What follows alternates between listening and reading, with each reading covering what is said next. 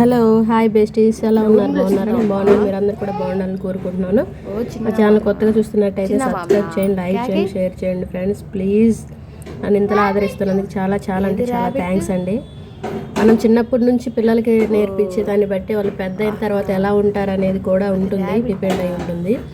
So మనం అయితే చిన్నప్పటి నుంచే కొన్ని అలవాట్లు అయితే చేయాలి.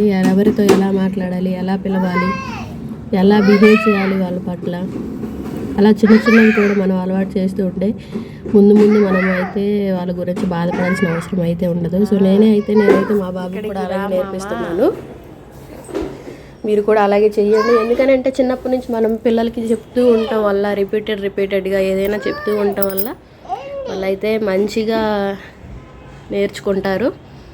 ఓకేనా ఫ్రెండ్స్? మా వాడైతే ఒక్కడే ఉండటం వల్ల పాపం నేనైతే ఎక్కువసేపు ఆడిస్తూ ఉంటాను. ఇంకా అప్పుడైతే వాళ్ళ మామయ్య గుర్తొచ్చినట్టున్నాడు. వాళ్ళ మామయ్య పిలుస్తున్నాడు, అమ్మయ్య ఏంది ఎక్కడున్నావు చెప్పు అని.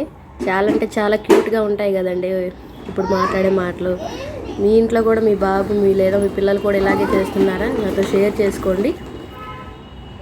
ఓకేనా ఫ్రెండ్స్?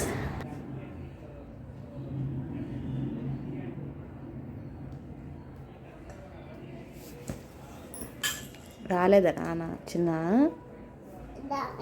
అయ్యో ఎక్కడికి వెళ్ళిపోయాడమ్మా? ఓ